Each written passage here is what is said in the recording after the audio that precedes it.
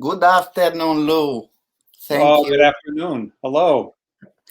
This is the first time that the live is not in Italian language. Mi dispiace. I'm sorry, everyone.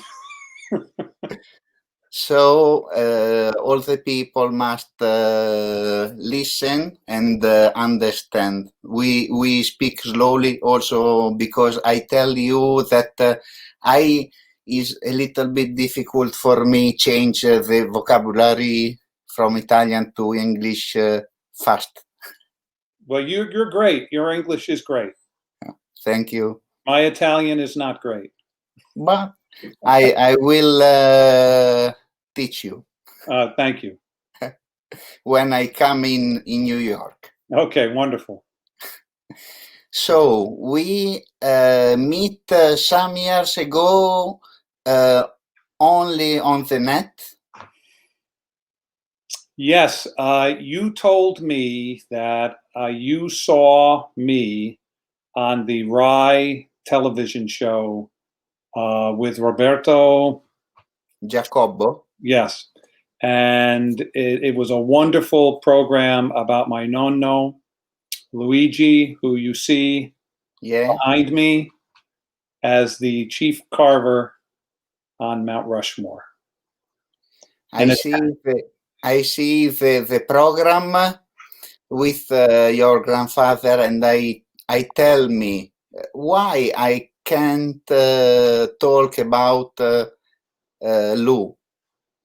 And I find you on Facebook, I think, and I write you. Is the things so easy to do? And you answer me very quickly. I'm always so happy when I hear from someone from Italia. Yeah. Because, I am American. I was born in America, but Italy is in my blood, I like to say. Yeah.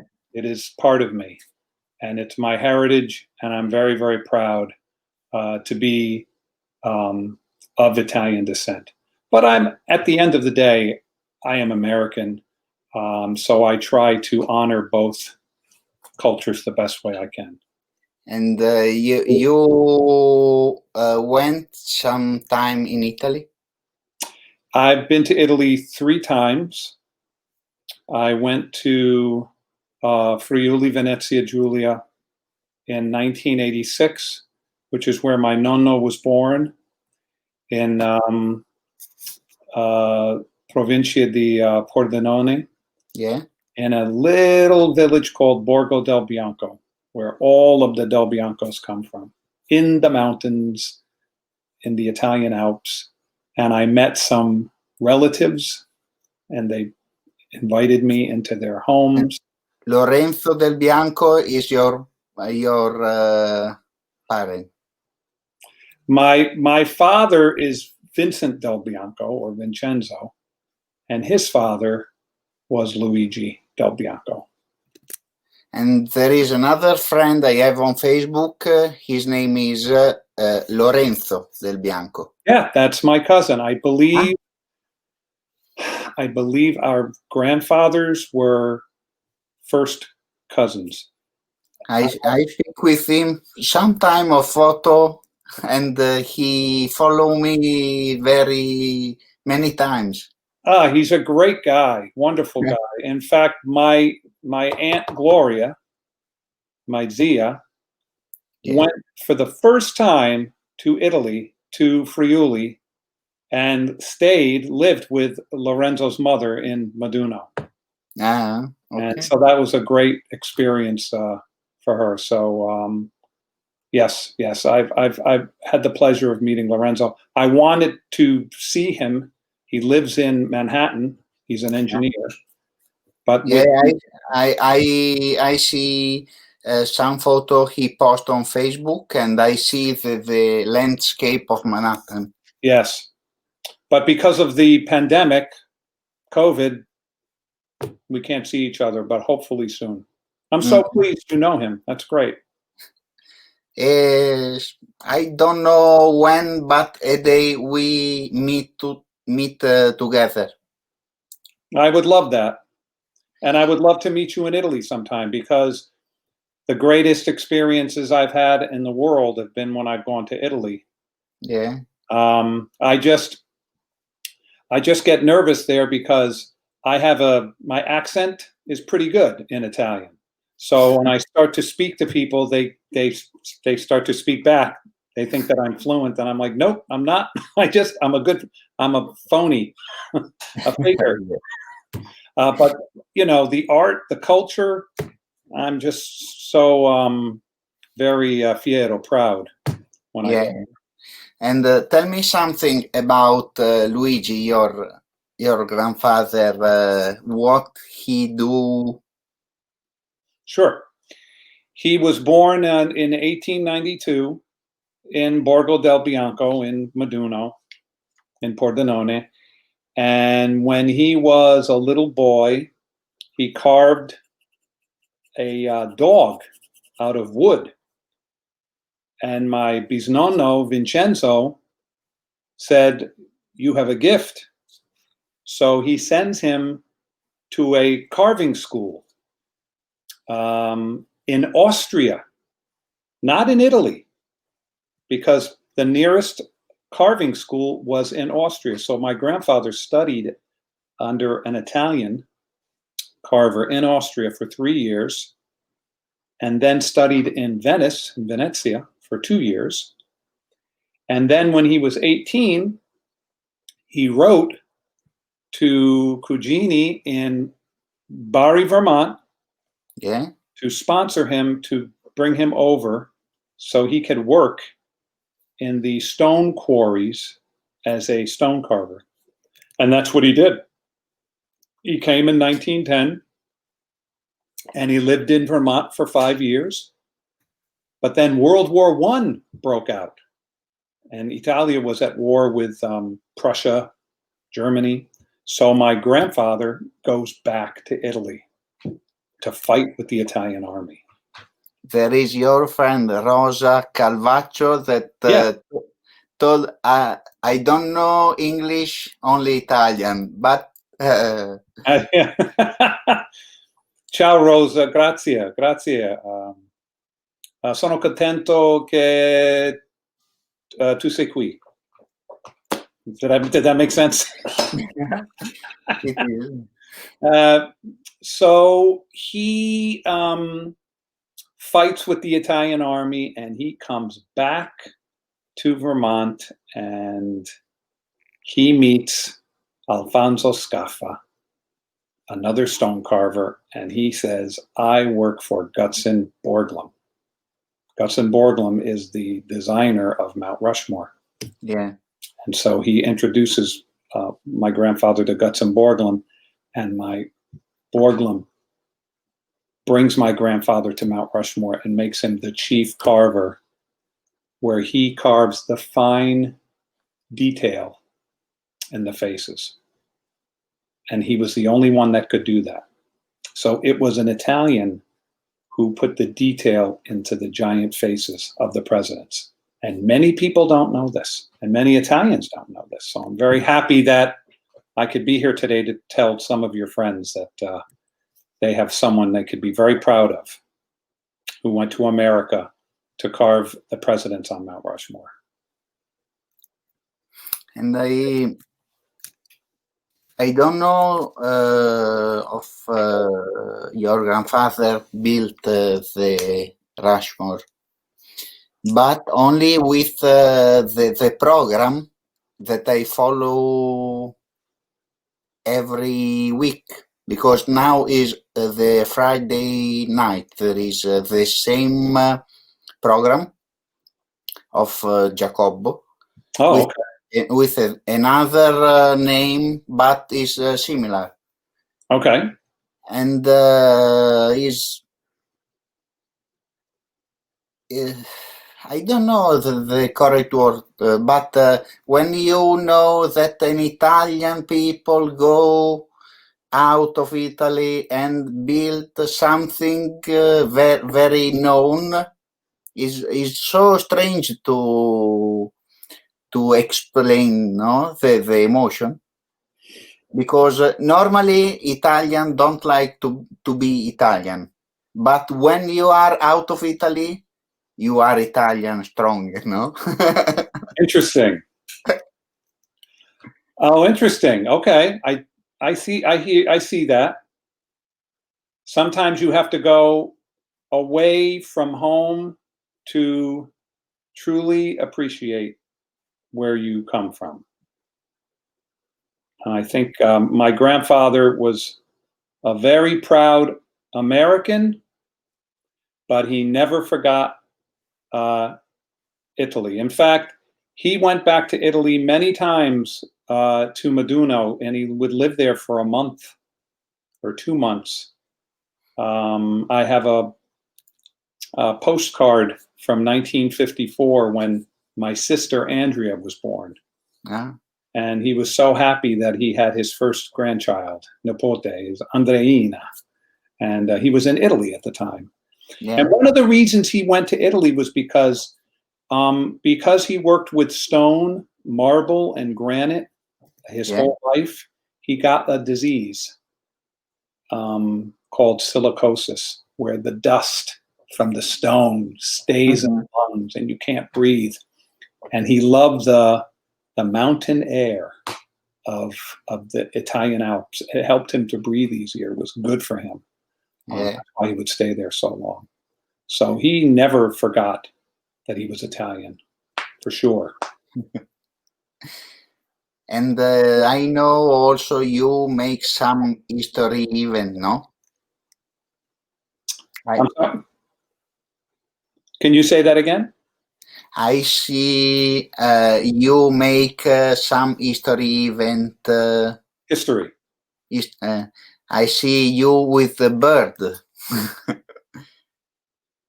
With a bird? Yeah. On your profile of Facebook. Maybe you can find it. Like Lincoln. Well, I love Abraham Lincoln. But maybe while you're looking for it, I'll show you a photo. That is Luigi carving the eye of Thomas Jefferson.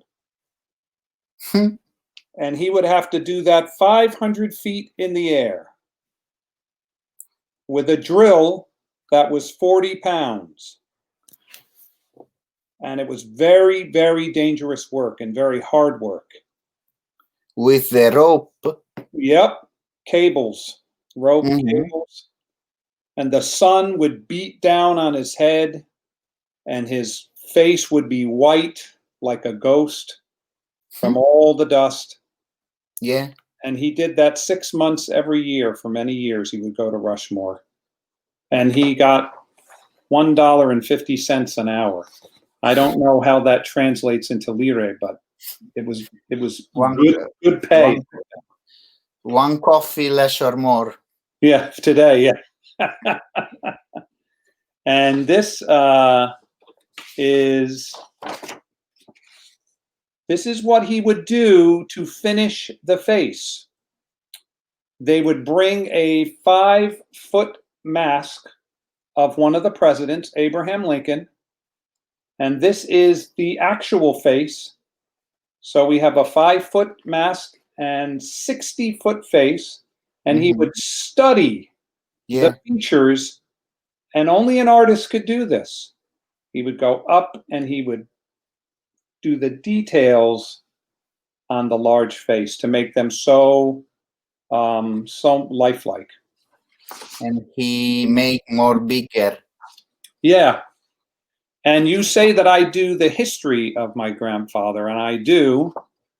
And here I am at Mount Rushmore. I am dressed like my grandfather.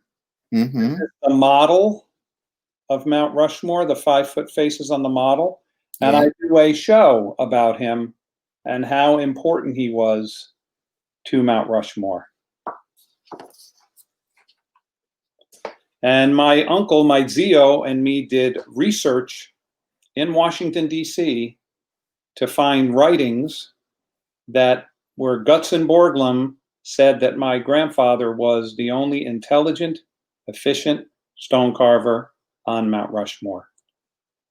And when my grandfather quit, when he did not want to work at Rushmore anymore, Borglum would pay him out of his own pocket.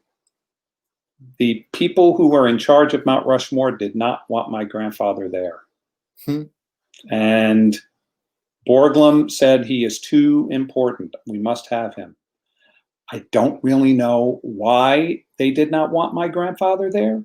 Some people think it was because he was an immigrant and he was Italian. Maybe part of that was true. But they didn't like that my grandfather was getting $1.50 an hour. They wanted him to get less. So my grandfather had a lot of problems at Mount Rushmore. I think, yeah. But he did not give up. He was tough. He was strong. And in the end, he finished the faces on that mountain. So that's all part of my show. And I love doing it. And I love when Italian Americans go, I did not know this. This is something to be so proud of. You know, let's stop talking about mafioso, you know, the mafia, La Cosa Nostra. Enough of that. Let's be proud of an Italian who did something good in America. So this is something that is very, very, very dear to my heart. And you met your grandfather, yes? Yes, when I was a little boy, very young, maybe 5, 6 years old, I was his namesake, and my grandfather used to say, I am Luigi, you are Luigi. And he wanted me to know that we were, you know, connected. Yeah. And he used to show me the bust that he carved of himself. And I thought it was so beautiful. You know, quanto si bello, just so beautiful. And when he died, I was probably 8 years old. And I found a book about Mount Rushmore, and I asked my mother about it, and she told me your nonno was the chief carver. And I was so excited that I took that book to La Scuola, my school, and I said, I want to tell you about my grandpa. And that was my first memory of understanding that he did this amazing thing. Yeah. Also, I want, but I don't know when, I want to write something of my grandfather who was made prisoner from the English on the WW2. World War II? Yeah. And he fought with the Italian army in World War II? Yeah, he was a like marine, no? Oh, okay. And he was not marine, with the ship. The Navy? Navy, this one. And he was prisoner in Egypt. And then he go in Australia with the prisoner, but he I don't know the correct word. He was in a factory, not factory, yes. And it's like to travel or not very prisoner, but he was into a factory in Australia. Then when the war was finished, he came back in Italy. But I haven't the possibility to write this because I asked to the Italian Navy to help me, but is already past many years, and we must find all the paper, newspaper. So it's so difficult. Very, very hard to do. But Mhm. I admire you for trying. I know what that's like. It takes a long time, Yeah. a long time. So if your grandfather stayed in Australia, you probably would have been born in Australia, yes? Maybe. So your grandfather was in a factory. Was he in? He was not in a prison, was he? I don't know. No, he was in a factory. But he was able to leave, so he came to Bologna. Yeah, he stay in Australia with the Navy 11 years. Wow. Was he born in Bologna? Here, near Bologna. Near Bologna, near the city. Okay. Yeah, and he was in on the ship George, no, Okay. Saint George, who make the battaglia. Got it. Battalion. With an Italian airplane, because from Rome told to the ship, you must gun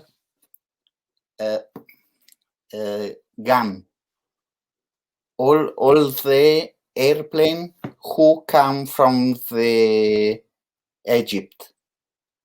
No? Egypt? Yeah. Ah, And the Italian airplane receive the on the radio, no, to go from Egypt to the sea, and the ship look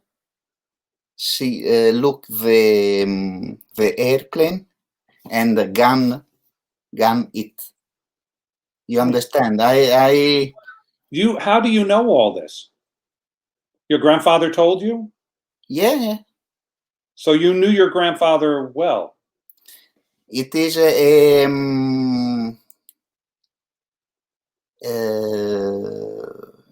I have the on a tape. Oh, wonder. That's great. See, I was so young when my grandfather died. I didn't get that opportunity to really speak to him because I was so young. I think it's great that you had that opportunity to really get to know him. That's awesome. And when I was child, I listen all the history of of the battle of the ship of the Australia, all of this, and I come bigger, no, with the age, Mhm. with all with the this history on my head, no. Yeah, of course, of course. I wish you the best. Buona fortuna to find out more. That's great. Maybe you'll write a book. I wrote. You see, I have my book. This is in English, but I have the book about my nonno in Italian. If any of your listeners would like to get it, it's on Amazon. The I put Italian the Amazon. link. I put the link later on the live. Great, great. It tells a very nice story about his life as an Italian in America. Also because only grandfather can transmit us the thing.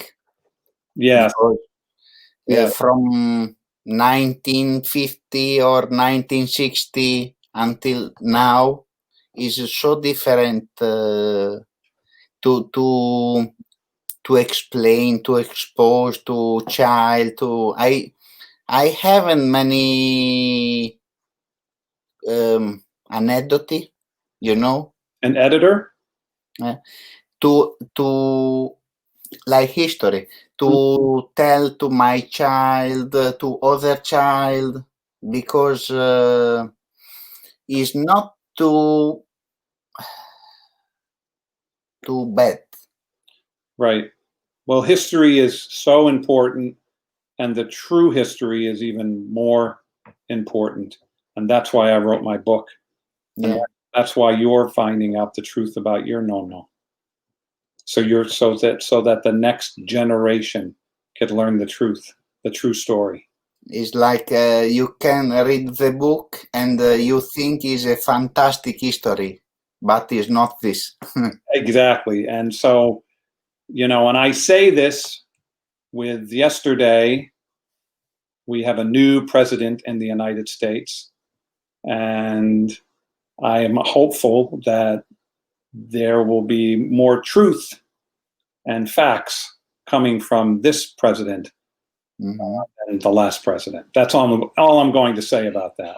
I'm a big believer in the truth, and I think our new president is. I really do. So I'm hopeful. Okay, Lou, I want to thank you again.